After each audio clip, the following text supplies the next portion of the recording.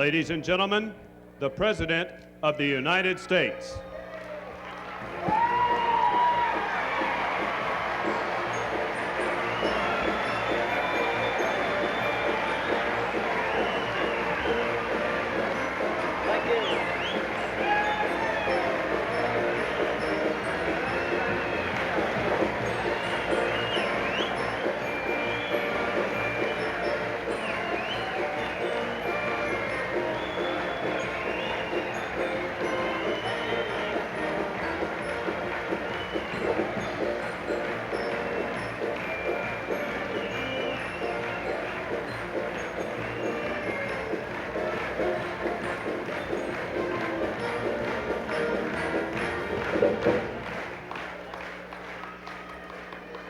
On behalf of the school officials, I wish to extend a cordial welcome to each of you to Yazoo City and to Yazoo City High School.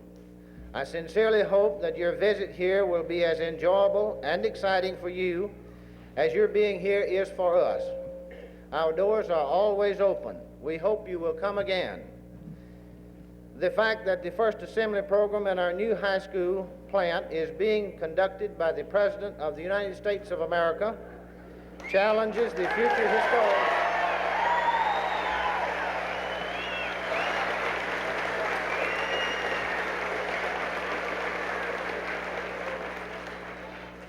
Challenges the future history makers to strive unceasingly to attain the high standards.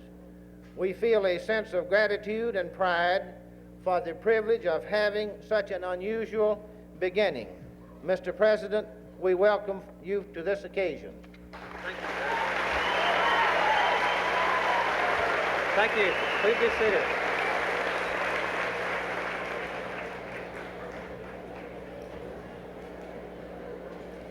Well, it's a great pleasure for me to come to the dedication ceremony of the Yazoo City New High School. I was told before I came that the new building was air conditioned. I think it's time for the rest of the country to see the southern self-propelled air conditioner that we have here tonight.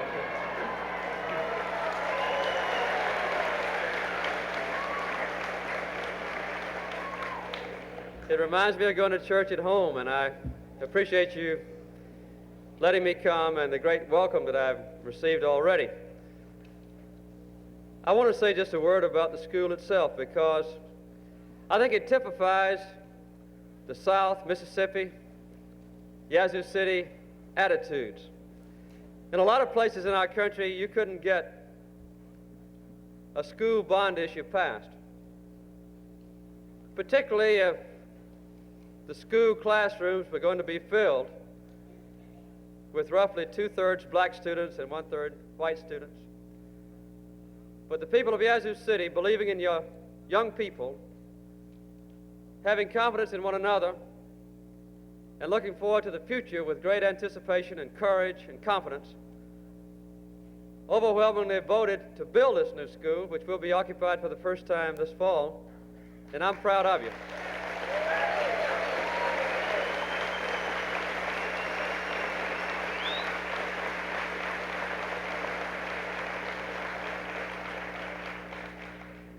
It shows a good judgment of Mississippians, and last November the 3rd, I also witnessed a good political judgment of the state of Mississippi.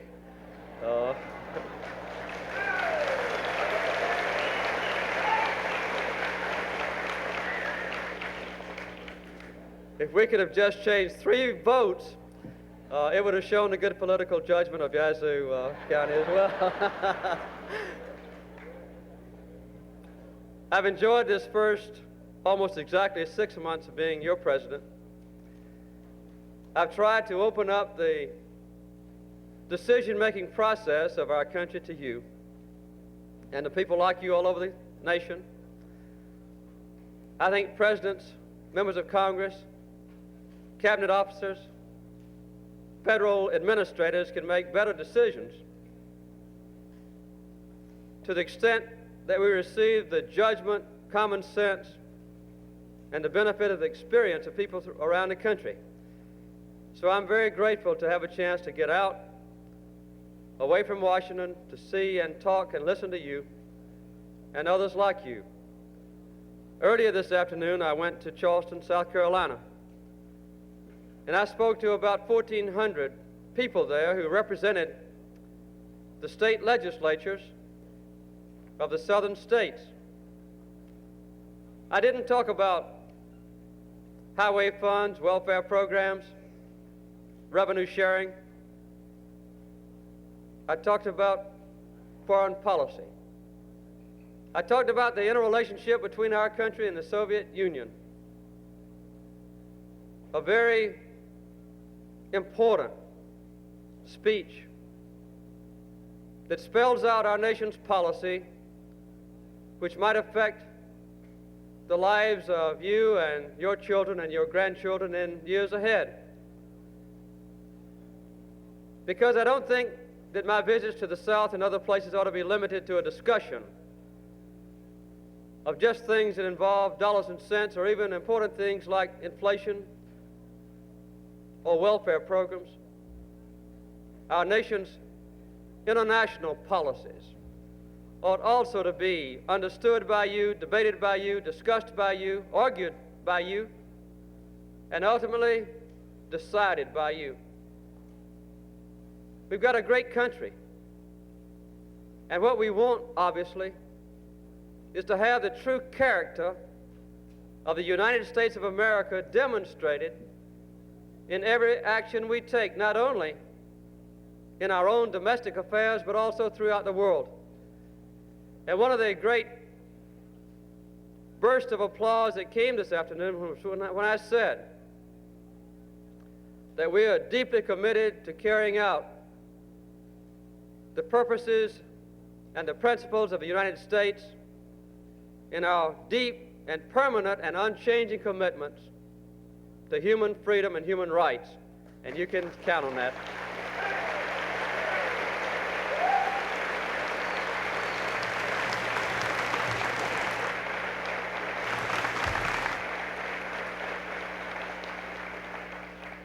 Tonight I want to take about an hour and a half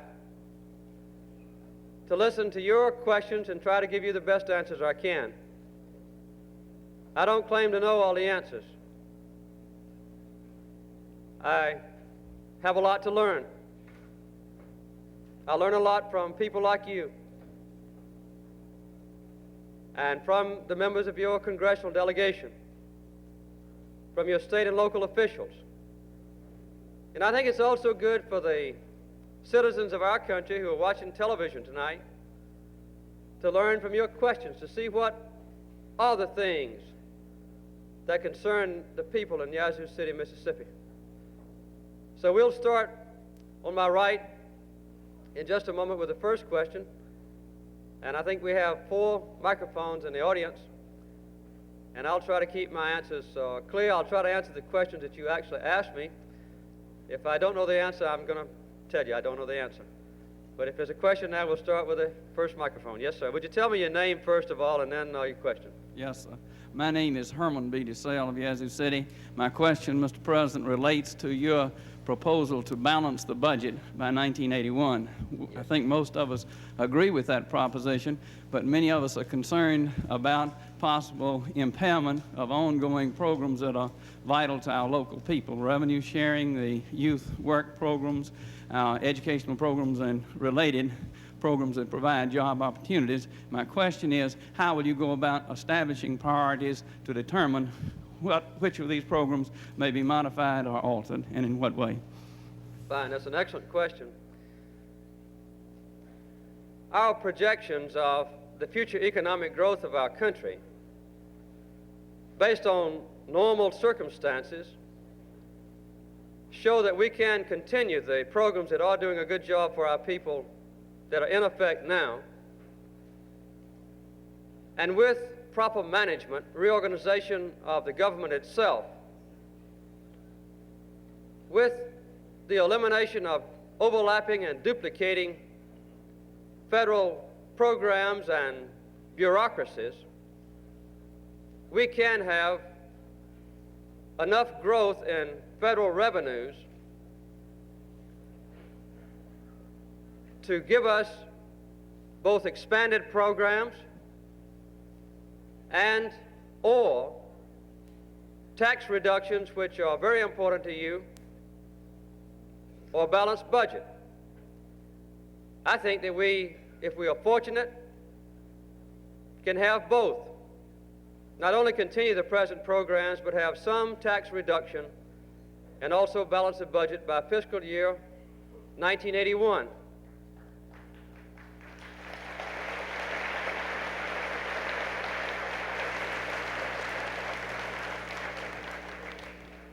We're going to have to be very strict about what the Congress and I approve in the way of increased spending. I'll have to use my best judgment, along with the Congress, to determine what is necessary to expand, what is necessary to cut back, what is necessary to eliminate. But everything I do, obviously, will be done in the open.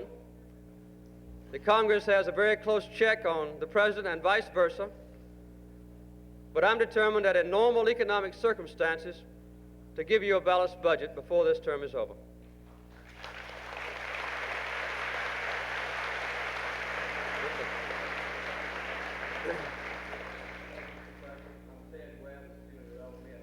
You've been in office for about 6 months now. At this point in time, are you personally satisfied with the progress made by the programs you sponsored? And if not, which program has been your biggest disappointment and why? Okay. Does anybody mind if I take my coat off?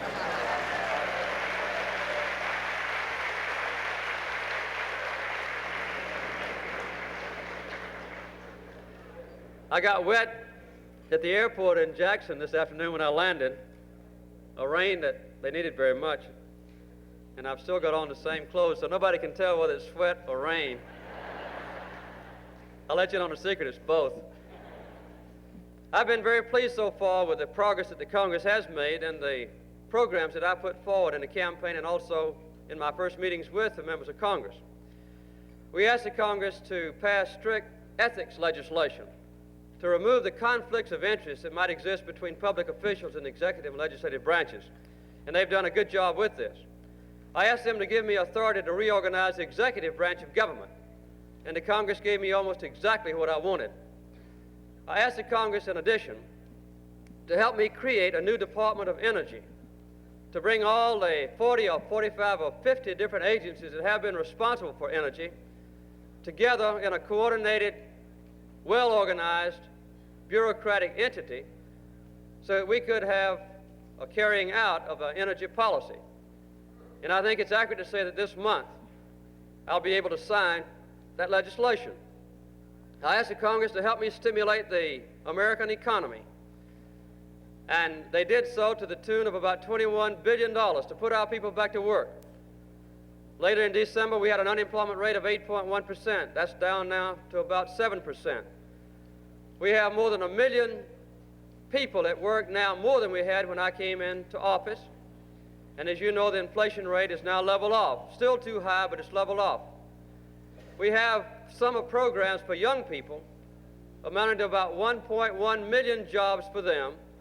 And we have public works programs that will be putting our people back to work shortly, in addition throughout the country.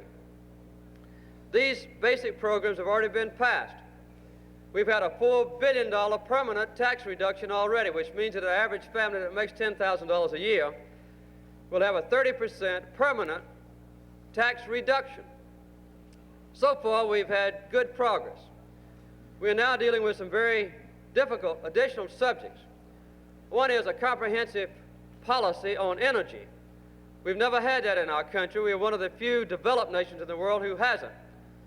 It's based primarily on conservation and end of waste of energy and a shift toward increasing use of coal, solar energy, and so forth, and a reduction in our consumption of oil and gas.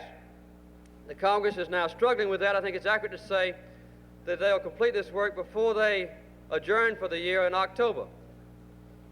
We have other things like Social Security to make sure that our Social Security reserve funds are sound. So far, the Congress has not acted on that. there's no doubt in my mind that this year they will.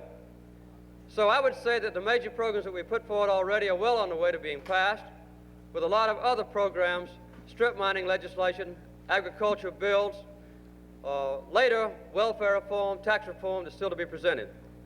So to summarize, I'm very pleased. The things that have disappointed me, of course, are the things that disappoint you. We've still got too many people unemployed. Last month we had 270,000 new jobs, but the workforce has increased to such an extent that we still have about 7% of our people without work. As we put the new welfare legislation to the Congress, one part of it will be to encompass an additional 1 million new jobs. I want to put people who are able to work and get them off of welfare. I also,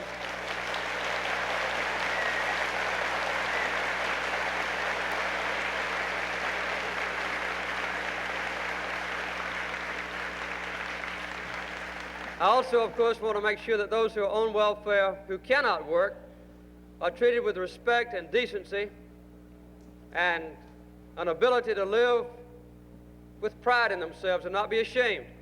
That's still got to come.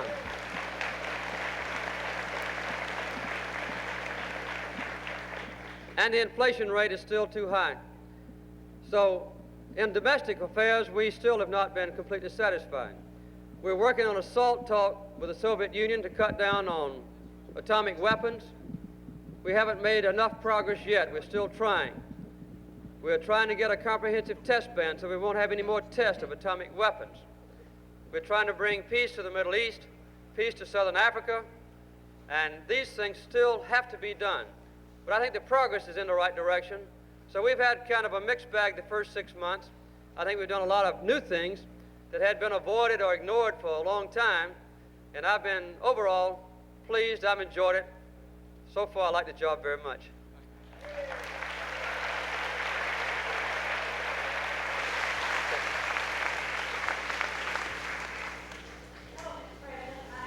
Tatum. And I come to you tonight with a question on behalf of my friends who are low-income people and fixed-income people. As you can imagine, they are having increasing difficulty paying utility bills. On a day like today, it doesn't make a lot of difference unless you want a fan, I guess. But many times their utility bills approach and sometimes exceed their income. Is there anything on the horizon to help these people?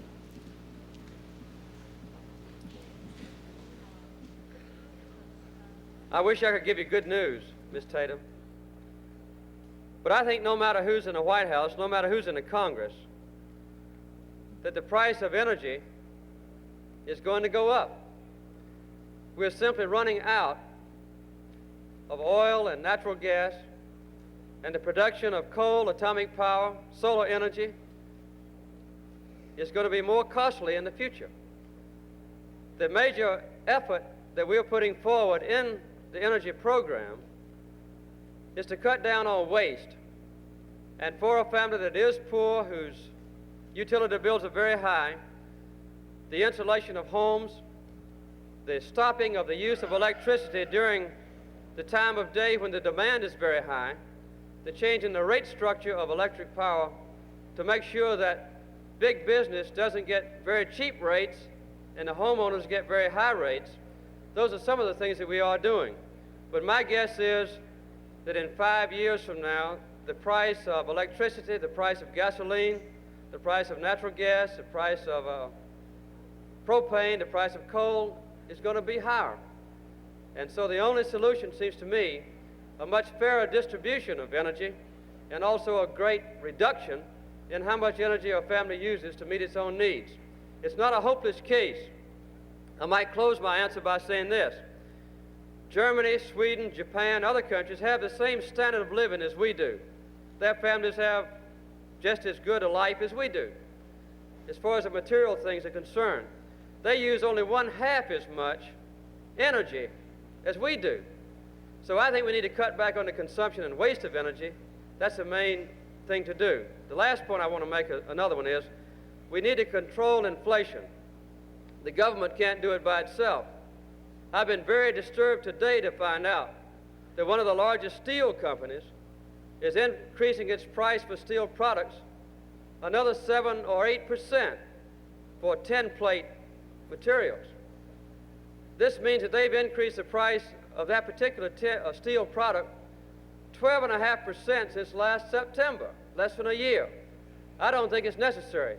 So I would say that private homeowners, business leaders, industrial producers, and government all have to work together to hold down inflation, hold down the consumption of energy, but we can't depend on cheaper energy in the future. I'm sorry. Thanks.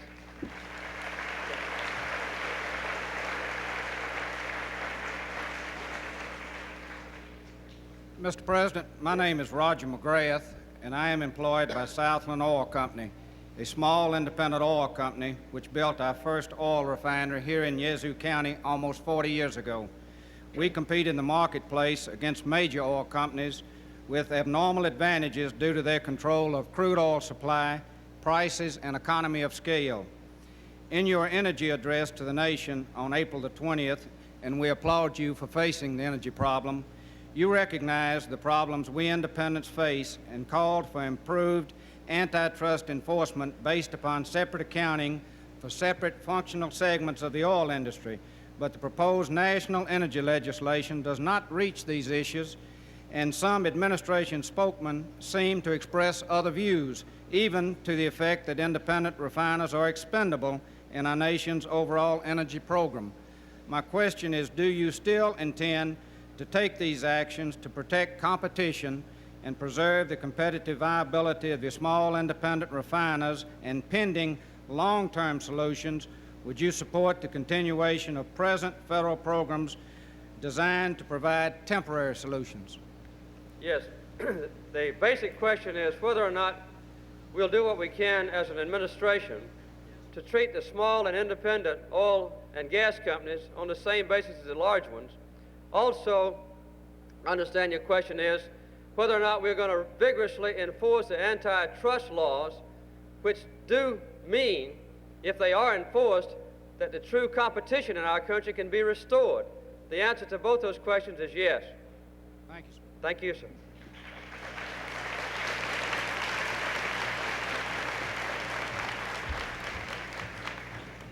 Mr. President, I'm Dr. R.W. Harrison, a local dentist.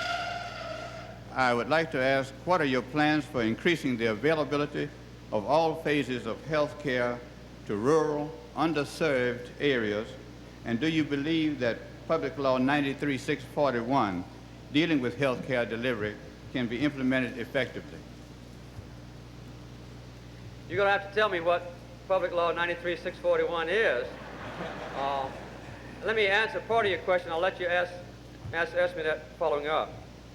The first step in the delivery of better health care to our people is to control runaway costs. In hospitals now, for instance, we have the cost of the same level of health care doubling every 5 years. So no matter what kind of health program you have, if the hospital costs are twice as high every 5 years, there's no way for the federal government or local and state governments or private citizens to pay for it. We have introduced in the Congress this year a cost containment bill which will limit the increase in hospital charges to about 9% a year, with some flexibility in there to accommodate wage increases. That's the first step. Another step is to cut down on the waste which goes into our health care system when people are admitted into the hospital as inpatients, when they can just as well be treated either at home or in outpatient care, where the person comes to the hospital, gets treated, and goes back home. As you know, in many instances, both doctors and hospitals benefit if the patient is admitted to the hospital. And where you have a very simple operation, for instance, if you go into the hospital and stay 3 or 4 days, the costs are enormous. We need to do away with that as much as possible. Another thing we need to do is that when people are treated in that fashion, that we have an increasing dependence upon non-physicians, registered nurses, physician's assistants, and others who can give the same examinations, basic examinations, and simple treatment under the supervision of doctors so it won't cost as much. And we also need to have an emphasis on prevention of disease. When those of you who are my age were young, most of our contacts, either with private doctors or with the public health doctors and nurses, was to prevent disease. We've gotten away from that now. We need to go back to the prevention of disease. Another last thing I'd like to say on the cost of health care is this. There are increasingly wasteful, very expensive machines that are purchased by hospitals and health care centers, sometimes 2 or 3 in the same location. And of course, the patients that come, they have to pay for those. And I think there needs to be an additional concern and reduction in this very high investment that has to be paid for by patients. And we also, in some areas, have too many hospital beds. When you have 40% of the hospital beds that are empty, then the patients that are in the other 60% are paying for their bed and also paying for those 40 empty beds at night. So we need to have a much closer attention paid through local supervision, not the federal government, to make sure that we don't overbill hospitals, hospital beds, machines, over-admit people to hospitals and give them health care that they don't need. But I think in all these cases that the money that we do save can go back into giving people better preventive care and better and more complete care for those who actually need it. Now, the particular bill that you referred to, if you'll tell me briefly what it says, maybe I can answer your other question.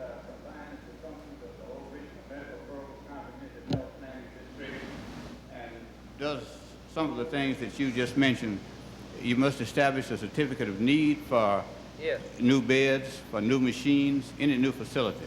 Yes, I think that's very good legislation. And one of the best things about it to understand is that it lets the people who live in an area do the planning and make the decisions without having federal government supervisors or bureaucrats come in and do it for you. Is that correct? Correct. I think that's a move in the right direction. Thank you.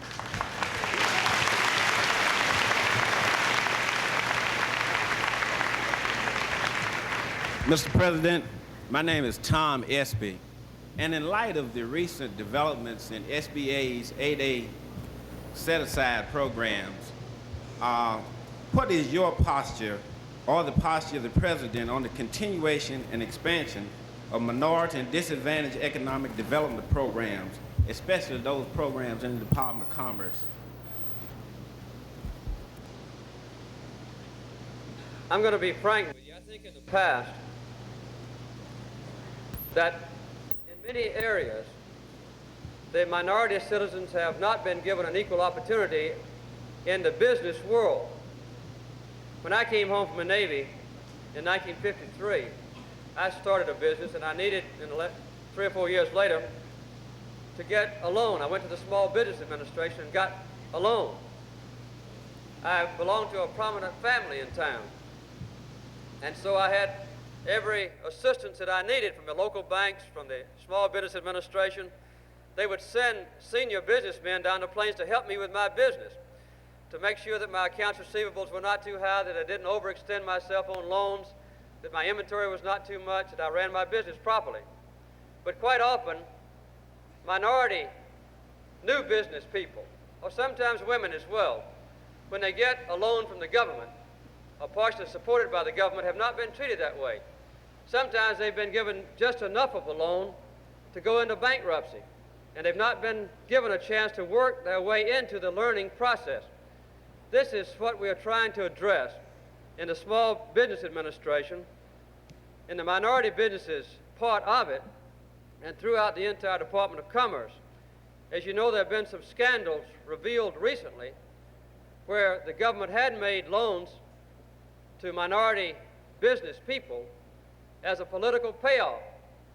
I might add, before I came into the White House, and we're trying to stop that also.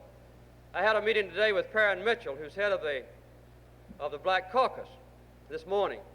And as we put into effect changes in how to make these loans, we want to be sure that we don't have discrimination against minority entrepreneurs, and also that when a loan is made, that it's not only sound, but that the person who borrows the money has a constant attention given to him or her to make sure that the business is successful and that the loan is repaid. But I can't say to you that we've done enough in that respect in the past. But I can guarantee to you that we'll do much better in the future. Thank you.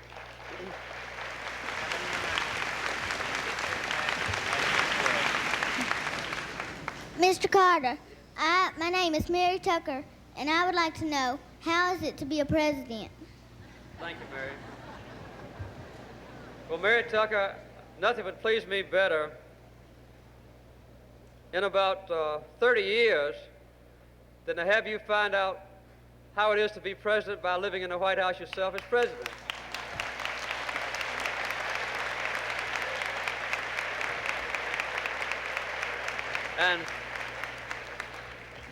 And if you run and remind me, I'll vote for you if Amy doesn't run, okay?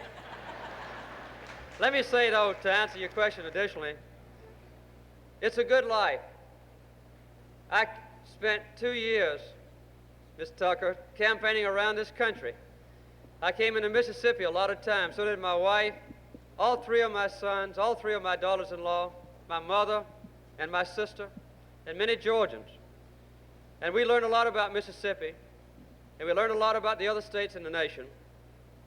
And I think a lot of people got to know me. And now I feel that people like you and your parents have put a lot of responsibility on my shoulders and a lot of faith in me. And I think that as long as I'm able to come out like this and meet with you and others and learn that I can do a good job. We've brought our family back together. We had been separated for almost 2 years. Amy was only 2 years old when I was elected governor, and she was 3 years old when I moved into the governor's mansion, and now she's just 9. But she is enjoying living in the White House, too. She goes to the public school right down the street. She has a cat and a dog and a tree house, and she has a lot of her friends come into the White House, so we have a good family life. I've had a good chance so far to work with the members of the Congress, your own Senator Stennis and Senator Eastland, and Sonny Montgomery, your congressman, have been a lot of help to me. I had Governor Finch up to the White House a week or so ago to help me with energy problems, so I have a lot of help. So in general, it's been a very pleasant job. The working conditions are good. My office is near my home, and the people have been very nice to me so far, and I just hope I don't ever betray the trust that all of you have placed in me. And I hope that you'll come up sometimes and visit me at the White House, and also have a chance to play with Amy for a few minutes. Would you do that? Thank you.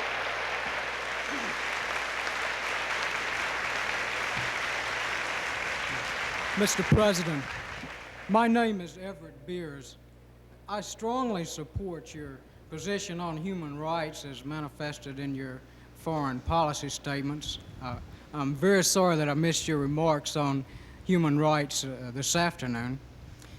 But I would like to know, aside from the rhetoric that's been generated, what can we really hope to influence the world community on human rights issues, and how can you conscientiously justify excluding our allies such as Korea and Greece from human rights commitments? And also, have you made an affirmative action plan to implement some long-range goals in this area? That's a difficult question to answer, but I'll do the best I can. Obviously, throughout the world,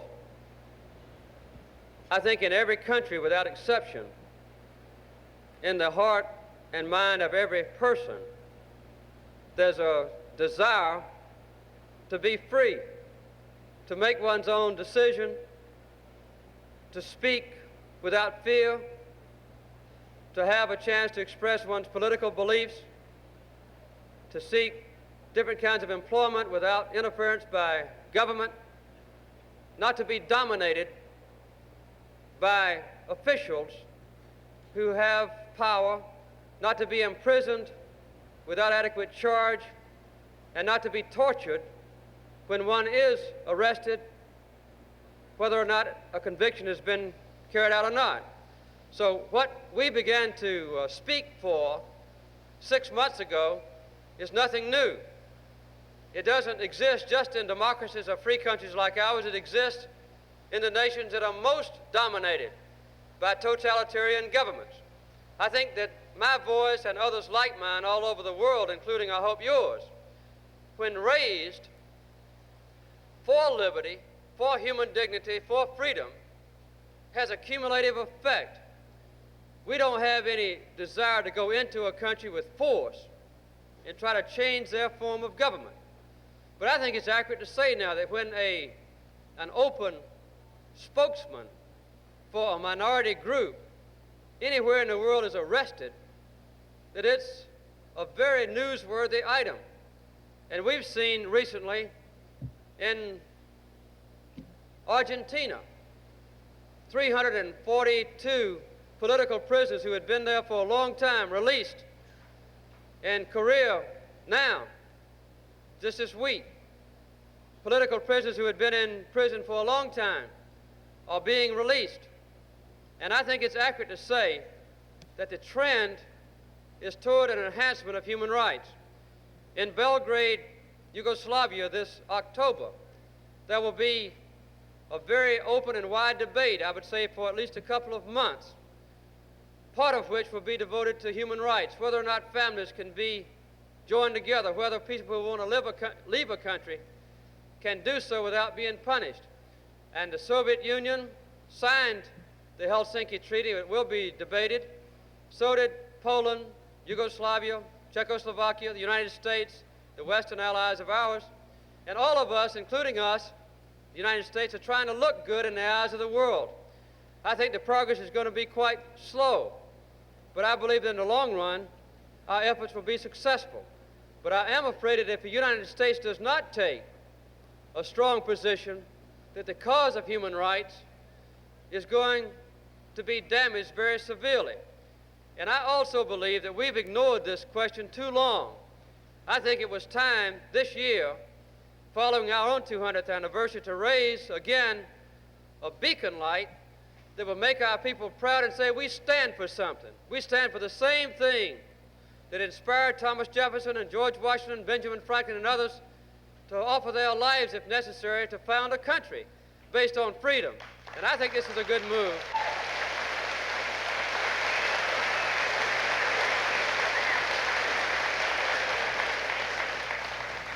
I've been criticized a good bit for being so outspoken about it, because it might make some leaders of other nations angry. I'm not trying to make anybody angry. I'm not trying to interfere in the internal affairs of other nations. I'm not trying to bring back the Cold War.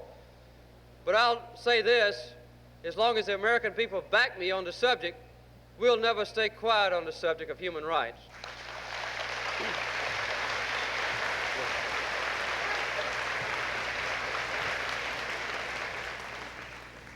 Mr. President, I'm Dr. Will Thompson, a local family physician. I'm concerned about the issue of human rights also, but more particularly I'm interested in your opinion, your feelings on the abortion issue. First of all, I'd like to commend you on your opposition to federal funding for abortion on demand. And I would personally like to see you to continue in your opposition to abortion on demand in this issue. My question is, do you consider the issue of abortion on demand as a human rights issue, since unborn children are human beings created in God's image? And if you do not consider the abortion issue as a human rights issue, why not? And then if you do consider it, will you actively oppose abortion on demand in other areas during your administration? Thank you. I think of all the questions that have faced me as a candidate, this was the one that was most widely discussed.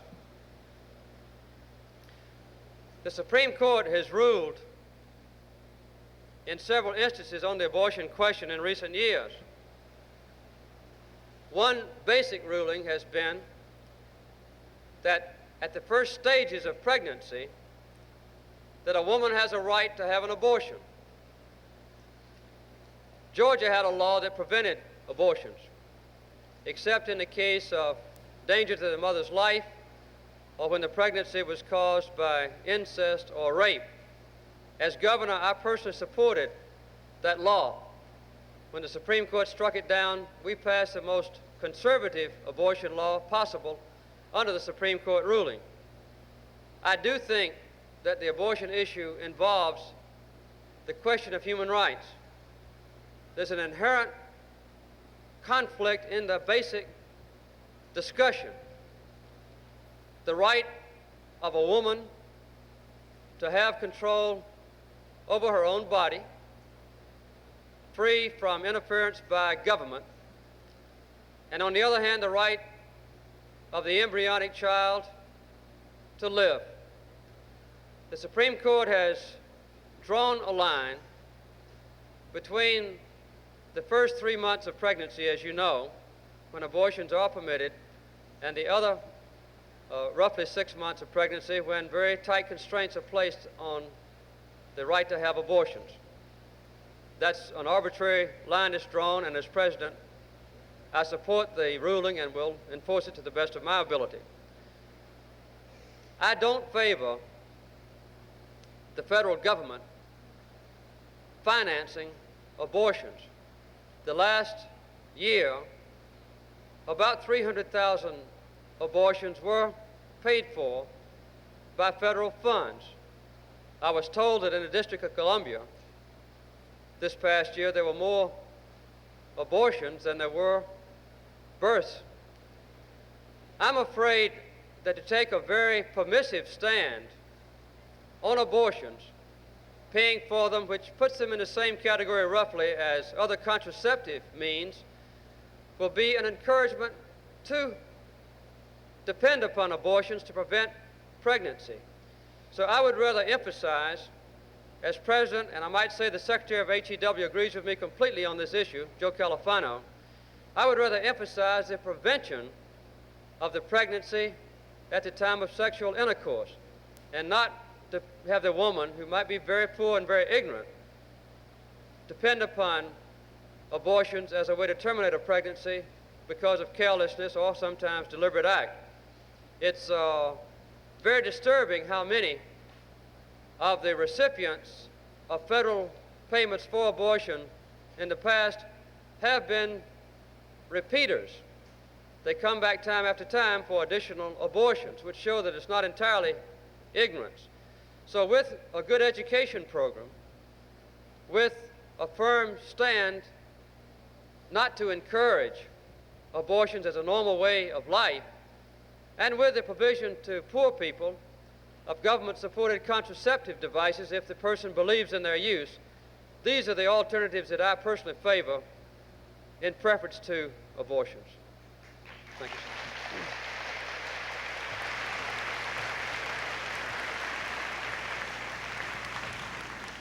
My name is Morris King, and I want to know if you're considering doing away with the federal housing subsidy program, and if so, why? Morris, we are not considering doing away with the federal housing subsidy program. There's no doubt in my mind that the program will be continued. We are constantly searching for a way to do a better job of providing good housing with the amount of money that we have available.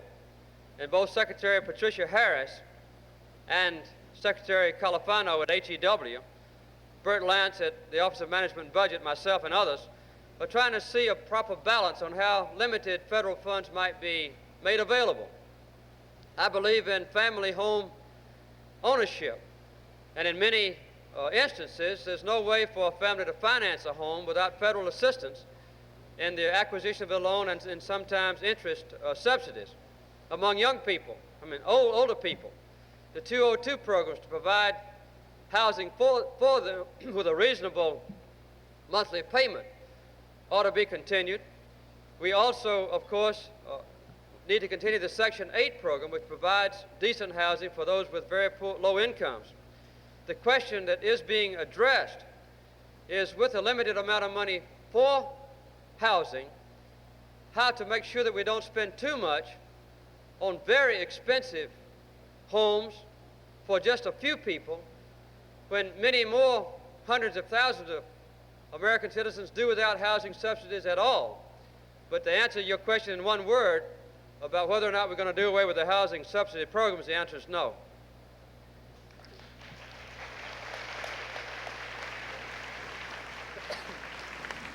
Hello, Mr. President. I'm Jeff Davis, and my question is, with the Republic of Panama asking for complete control of the Panama Canal, do you feel it would be a mistake to grant their demand? And do you think that the Panama Canal Zone would be a vital base in case of a Third World War, as Cuba is a threat to our southern states? Fine. In 1903 to 1907, our country worked out with Panama an arrangement to acquire control of the Panama Canal Zone, and of course we built the Panama Canal. The treaty said that Panama retained sovereignty over the Panama Canal Zone, that we had control over the Panama Canal Zone as though we had sovereignty. So even in the time of Theodore Roosevelt, the agreement was that we and the Panamanians both in effect have sovereignty over the Panama Canal Zone. They have legal sovereignty, we control it to operate after the building of the Panama Canal itself. My hope is that we can sign a treaty with Panama to share with them from now until the year 2000 the operation of the Panama Canal itself, and to continue after the year 2000 an adequate authority to protect the Panama Canal, to keep it open for international use, giving our own warships priority, along with those of Panama, in the use of the canal. My guess is that before many more years go by, we might very well need a new canal, one at sea level that can handle very large ships. This was studied when Lyndon Johnson was president, and the cost of it was very high, several billions of dollars. Since then, we have seen a much greater need for the canal. We are now looking for a way to get Alaskan oil and gas to the central part and the eastern freeboard on the United States. The large ships that bring the oil down from Panama can't go through the canal. If they bring oil, they come down to the Panama area, offload the oil into small ships. The small ships go through the Panama Canal and bring the oil in the future up to the Gulf Coast or the eastern coast. On natural gas, when it does come, it will be liquefied at a very, very low temperature, put in large ships and brought down perhaps to the Panama Canal itself. There's no way to change it back into gas, send it across Panama, and re-liquefy it. It costs too much. So in the future, I would say that we will need a sea-level Panama Canal that can handle our large warships and the large tankers and freighters that are part of international commerce now. So I think we ought to keep good relations with Panama. We can prevent an attack on the Panama Canal by a foreign government. It would be almost impossible to prevent the disruption or closing of the Panama Canal by sabotage if the Panamanians were determined to put it out of commission. So it's important for us to work with Panama and not against Panama. So to summarize, between now and the year 2000, we will retain, under the proposed treaty, our control, partial sovereignty, with Panama having sovereignty as well. This is derived from 1907. After the year 2000, we will give up the actual operation of the canal to Panama, but retain the right to defend it with our armed forces and to keep it open, with first priority given to American warships and Panamanian warships to use it. I don't know what the treaty terms might be, but that's the best report that I can give you right now. Thank you.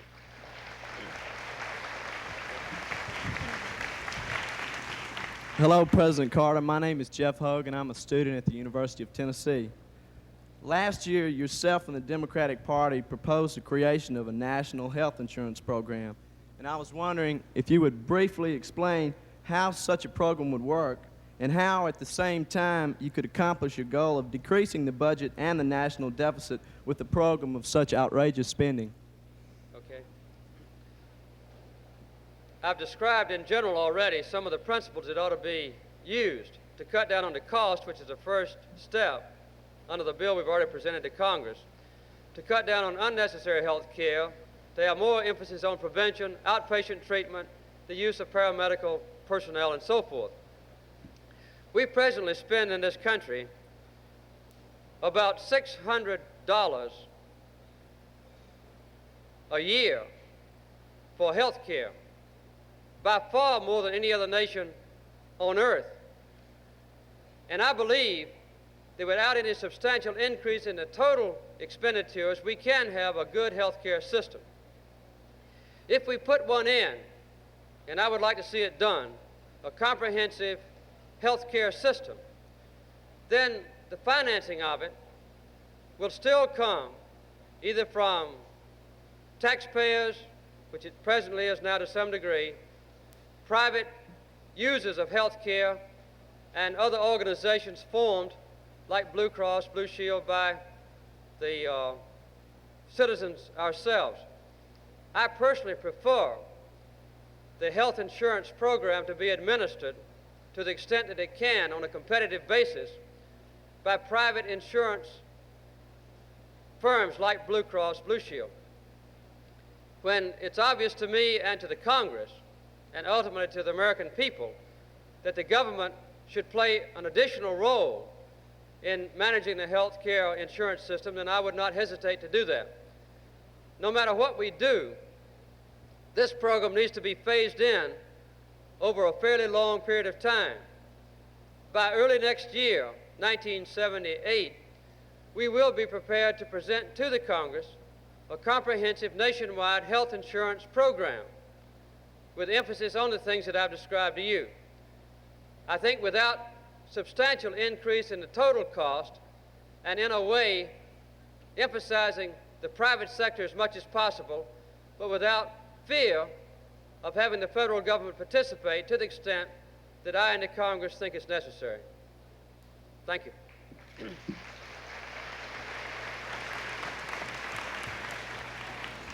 Mr. President, my name is Betty Rainey. I'm a housewife and mother of 3.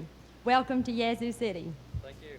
What aspects of what you consider to be your Southern heritage have led to your concern with human rights in this nation and abroad?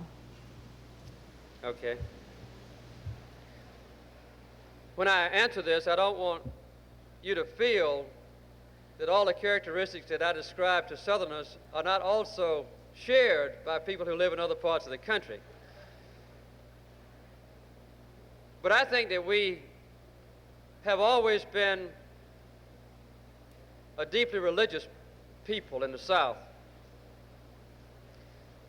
When I was on a submarine, they used to tease me about being from the Bible Belt. And I am. And I think that our lives in this part of the country, perhaps more than most parts of our nation, are built around the church. And of course, our religious beliefs emphasize compassion, love, concern about downtrodden people, equality in the eyes of God, basic human freedoms, courage to stand up to one's convictions, and so forth. The second thing that I believe that we admire, being basically a rural area, is not only the right but the duty of people to stand on their own feet, to make their own decisions, to manage their own affairs, to support themselves if they're able. Kind of an independence of spirit, which also, of course, possessed in a lot of other parts of our nation.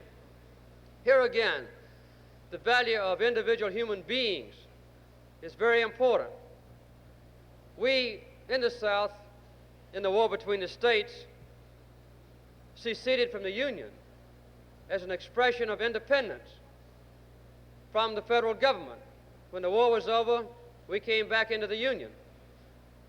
But I think there was engendered in our own hearts and minds an emphasis in the importance of local government, ones close to us that we could see and control more directly, and somewhat of a distrust of the federal government. I hope that that distrust is being lessened now as the days go by, but it's there. And I think the last thing is that, like all other people in this great country, we've been filled with the words of Thomas Paine and Thomas Jefferson and Benjamin Franklin and George Washington and others, that all men are created equal, that we're endowed with certain inalienable rights, and that we have a government designed not to control us but to guarantee our rights. So human rights is a part of the American consciousness. These kinds of commitments that I share with all other Americans make it almost inevitable that our country will be a leader in the world in standing up for the same principles on which our nation was founded. The last thing I'd like to say about it is this. In the South, we were guilty for many years of the deprivation of human rights to a large portion of our citizens.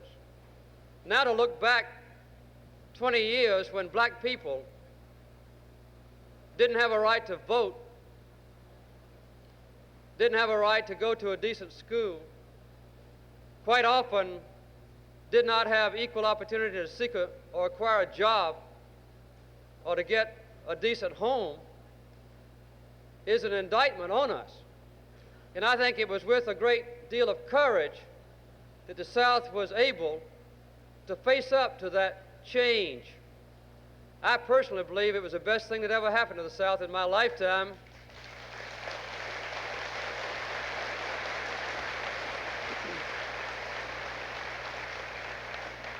And we have seen the benefits from it.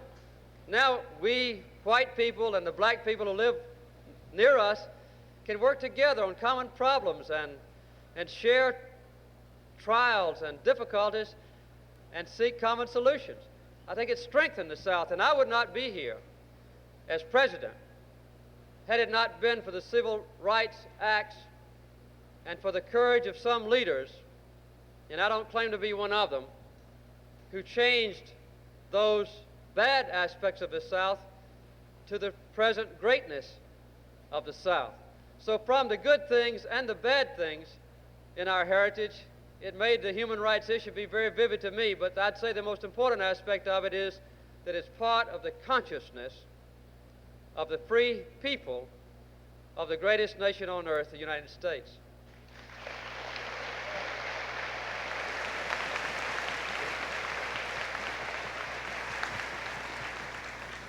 Mr. President, my name is Cindy Foose, and I'm also a local housewife.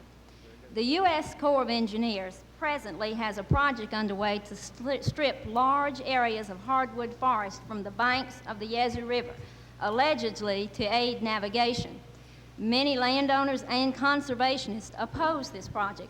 My question is, can you tell me an effective way that a concerned individual such as myself might have to express opposition to this kind of wasteful projects and propositions?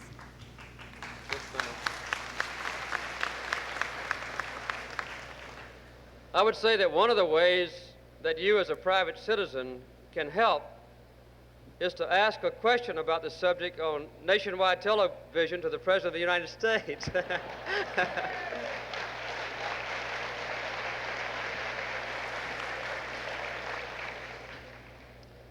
I don't know about your specific project. I have to admit that I'm not familiar with it.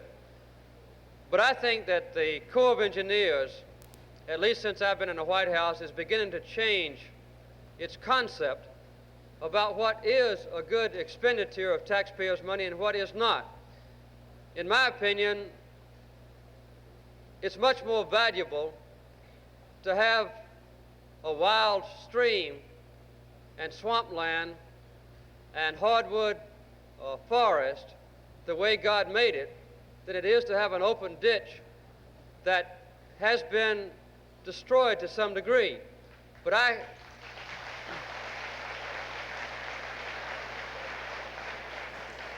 I think that the values that are attached to these questions are changing. Obviously, a large part of the Delta area of Mississippi that's so valuable to you and all others was former swampland that was drained. So the balance needs to be struck. And I am very eager to see wasteful water projects that are very, very costly, that were improved 25 years ago or 15 years ago, be terminated, and that every project now be assessed on the basis of modern-day concerns about environmental quality, open spaces, as well as the value of dollars expended. So although I don't know about your specific project, it's one that ought to be looked at very closely. And I'm very proud tonight that your congressman and your two senators are here. And I think that their hearing from you and others like you would be very important to them. I guarantee you that if Senator Eastland and Senator Stennis come to me and say, Mr. President, we would like to see this project stopped, that I will stop it if I can. And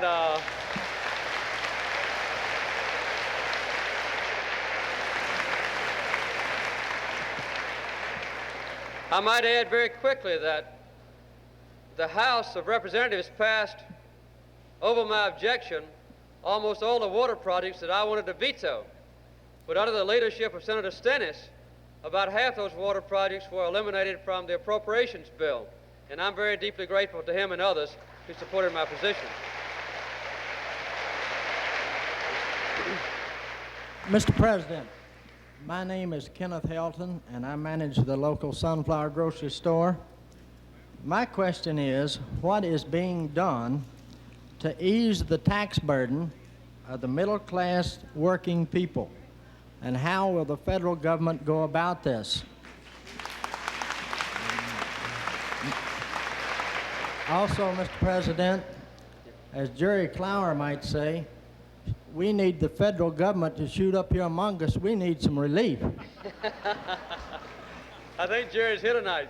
When I got off the plane in Jackson, Jerry Clower was there when I was making my little short talk. He held my raincoat for me, and I've always been an admirer of his. He's one of the great products of Yazoo City, and I want to congratulate you for giving him to the rest of the country.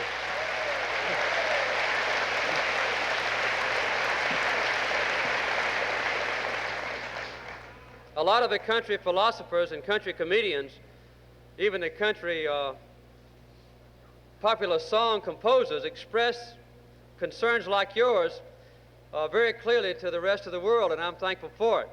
So far, as I said a little earlier, we've had some tax reform. We've raised the standard deduction, which saves about $4 billion, most of which goes to the low-income and middle-income American families.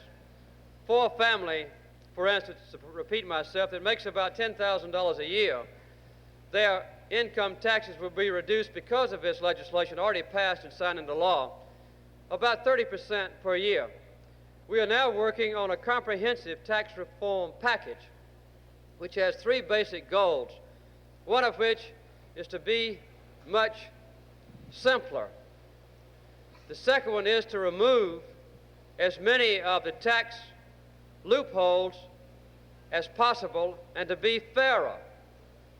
And the third is to be more progressive in nature, which means that those that have the higher income will pay a higher percentage of the taxes. So those three principles are the ones on which we are basing our tax reform study.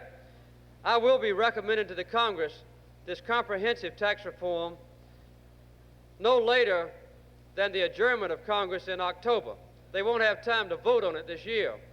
But when the Congress comes back into session next January, this tax reform package will be waiting for them, and you will have a chance, and other Americans, to know what's in it. I'm very determined to remove the present tax law from the books, which, as I said many times in the campaign, is a disgrace to the human race, and have a fair tax structure in this country for a change.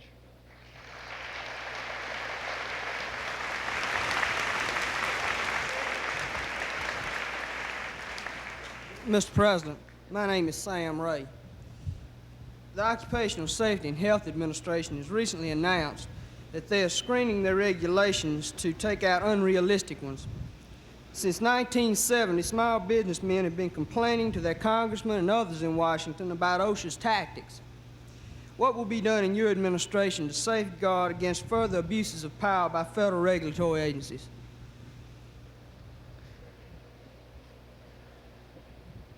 I'm a small businessman too, as you know, and in several of the magazine and newspaper articles recently, there's been an analysis of the OSHA program by my brother Billy concerning his filling station and concerning Carter's peanut shelling plant. So I know at first hand the problems with the program. I think I want to make clear that the Occupational Safety and Health Act is a good piece of legislation. It's important that in the working places we protect the health and safety of employees. But the OSHA program is going to extremes. The director of OSHA this past week announced that 50% of all the report forms that had been used in this country are being eliminated altogether before the end of September.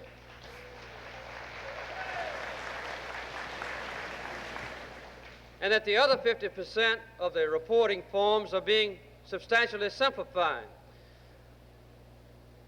I believe also that we've had too much of an emphasis on detailed regulations on safety.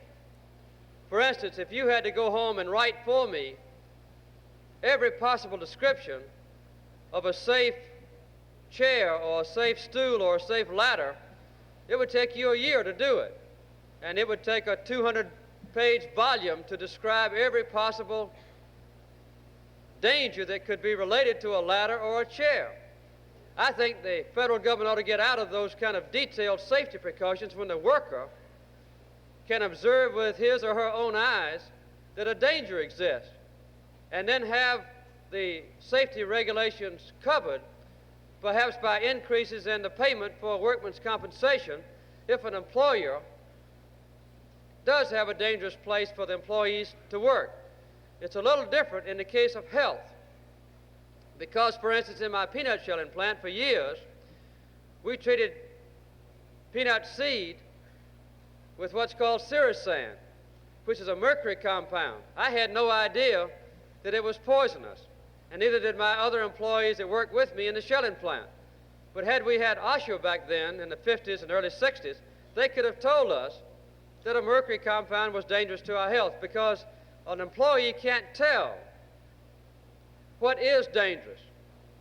For a long time, nobody knew that breathing cotton lint would give you permanent lung disease, or asbestos fibers would cause death. Nobody knew anything about radioactivity. So I think in the field of health care that the regulations often are necessary. In the safety area, I don't think many of them are necessary. But we are doing what we can now to simplify the whole system, to shift the program as I've described to you. I hope the Congress will help us with it. And just a change in those regulation forms that I described to you will make 1.5 million small businessmen happy before the end of September.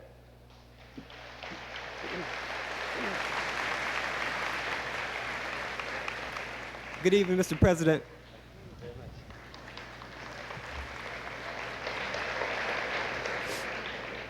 My name is Michael Espy, and I'm president of a law student out of state. I understand that the effects of the neutron bomb would serve to devastate human life through the spread of radiation, while leaving property, military structures, and other tangible objects relatively unaffected through the minimal blast and heat effects. In light of this, what is the rationale behind your encouragement of a production of a weapon of this nature, which would seem to prioritize property over the preservation of human life? Thank you very much. I have not yet decided whether to produce the neutron bomb or to deploy it among our armed forces in Europe and other places. I'll make that decision before this summer is over. I've not yet studied the subject. But I might point out to you a few brief facts about it. Any nuclear weapon is horrible. And the first nation that uses nuclear weapons must be sure that the act is justifiable in the protection of invaded property or other very serious reasons for such use. We now have the warheads of the Lance missile and our large gun projectiles, nuclear weapons. They destroy large areas of territory with both the bomb blast, fire from the explosion, and radiation. For the same projectile, you would have about the same radiation, much less blast or flames. This means, in a way, and I think everybody agrees with this, that if you ever use a neutron bomb, it's much better than using a regular, presently deployed projectile or Lance missile warhead. I hope never to use either one. If we use them, for instance, on property that is invaded, our country or the countries of our allies, then you would need to move into that area as rapidly as possible with our own American forces. And under those circumstances, you would not want to have flames and long-lasting radiation. The neutron bomb radiation is quick-acting and it's gone. The whole thing is very horrible to everybody who studies the subject. I might point out to you, too, that an M16 rifle destroys human life and not buildings and property. This is not a new concept in war, when the destruction of enemy forces is the prime objective. So I don't believe that the neutron bomb is more wicked or immoral than the present nuclear weapons that we have and that the Soviets have as well.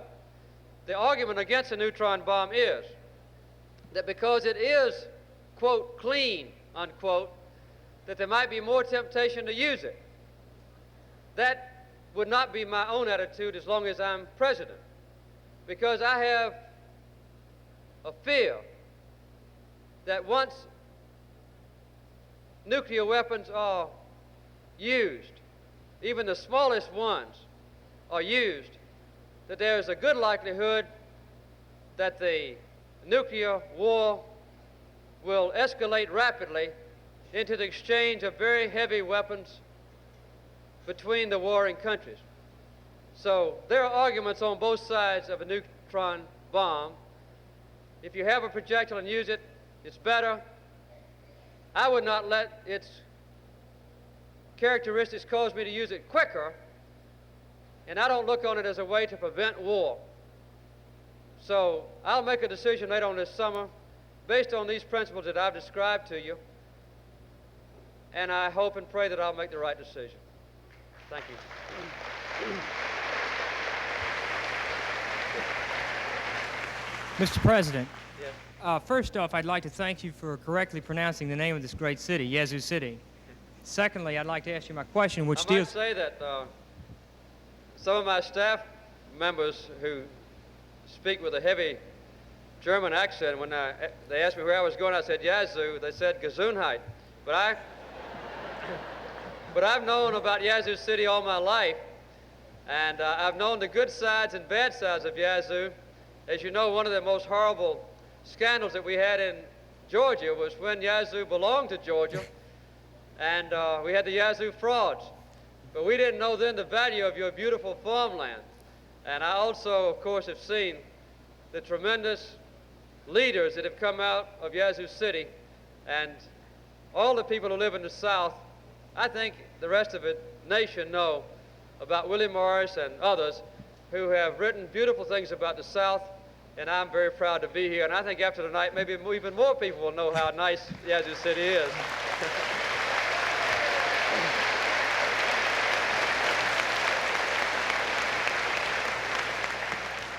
I didn't mean to interrupt you. Go ahead. That's fine.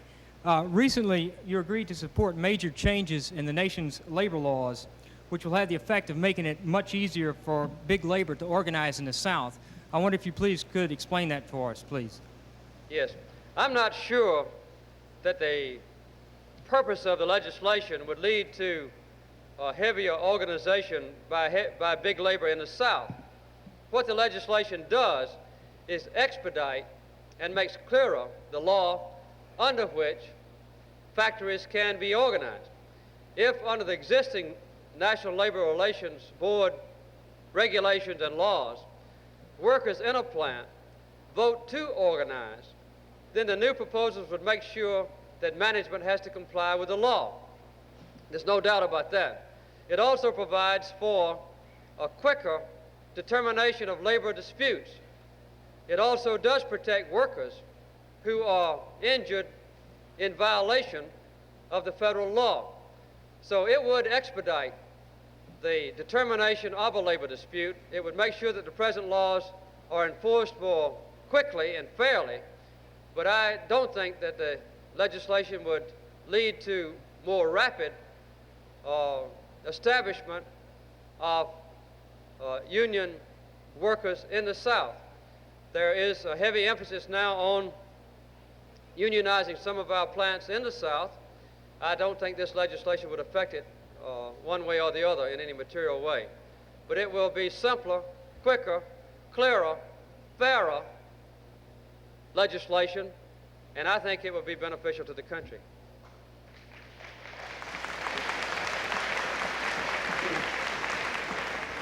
Mr. President, my name is Susan Grice. I, too, would like to welcome you to Yazoo City. I have seen on the news this week that the United States, under the support of your administration, has endorsed and supported the membership of Vietnam into the United Nations. Yes. The first thing that the Vietnamese asked for was financial aid from the United States to rebuild. How do you feel about this? Do you expect the United States to, in fact, support the rebuilding effort and support the Vietnamese financially, and do you think the Congress will support you too? I want to answer, this is the last question I can answer, but I want to answer it in a little bit broader sense, but I won't ignore your question. We have a basic decision to make in our country, in our foreign policy, about how to deal with nations who in the past have not been our friends and who in some instances have been our enemies on the war field. Should we write them off permanently as enemies and force them to be completely under the control and influence of communist powers, or should we start the process of giving them an option to be both our friends and the friends of others, hoping that they will come to a more democratic, free society and join with us in making a better world? I'm not in favor of writing those countries off. It's a controversial issue. I might point out that the Soviet Union, for instance, has a very strong effort being made to recruit as friends our own neighbors in Central America and South America. And I think that this peaceful competition with the Soviet Union for friendship of those non-aligned countries is good for our country, although it is controversial. I have tried to open up relationships with Vietnam. The leader in the Congress in taking this initiative happens to be your own Congressman Sonny Montgomery. He went to Vietnam, I think in a very courageous and effective way, to try to get the Vietnamese to give us back the bodies of American servicemen lost in action. When I got to be president, Congressman Montgomery came to the White House to give me a report on what he had done. Later, I sent another delegation back to them to ask them to find those bodies and to return them to us. They've done a great deal to try to find and return those bodies since that time. When Congressman Montgomery went to Vietnam, they brought back 11 American bodies, and since then the Vietnamese have delivered others. We have always, for the last 25 years, opposed Vietnam's entry into the United Nations. This year we did not oppose it, and now Vietnam will be a member of the world community in the United Nations. I don't have any apology to make about that action. I am not in favor of the United States paying any money or reparations to Vietnam, however.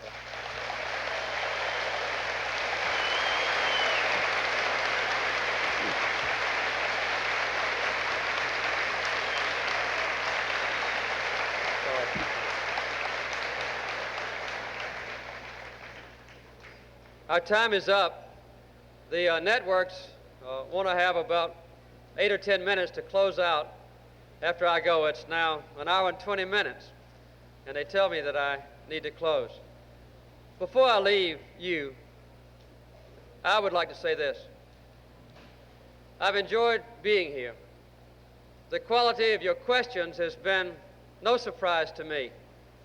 And as you can see, they've covered a wide range of subjects, from the history of the South to the future of Vietnam. And this is typical of the intense interest in public affairs that exists among the American people. As I said to begin with, I don't claim to know all the answers. I'm learning every day. I have a lot of people who believe in me. I have a lot of people who have doubts about me. I have a lot of people who voted for me, a lot who didn't. But I think it's accurate to say that almost every American wants to see me succeed in being a good president.